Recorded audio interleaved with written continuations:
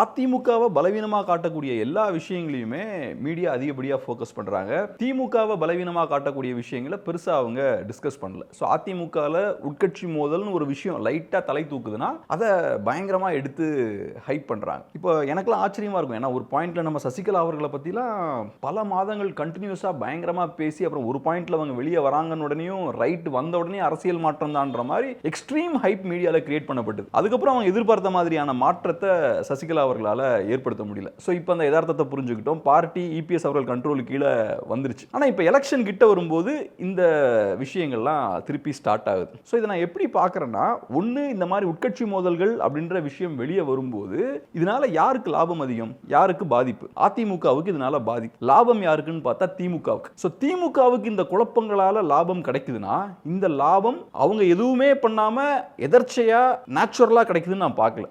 ஏதோ ஒரு ரோல் கண்டிப்பா அவங்களுக்கு இருக்கும் அப்படின்றது என்னோட நம்பிக்கை. இதுக்கு எனக்கு ப்ரூஃப் இருக்கான்னு கேட்டா இல்ல. பட் நான் இந்த குழப்பங்களால யார் பெனிஃபிஷியரியா இருக்காங்க அப்படின்ற ஆங்கிள் லாஜிக்கலா யோசிக்கிறேன்.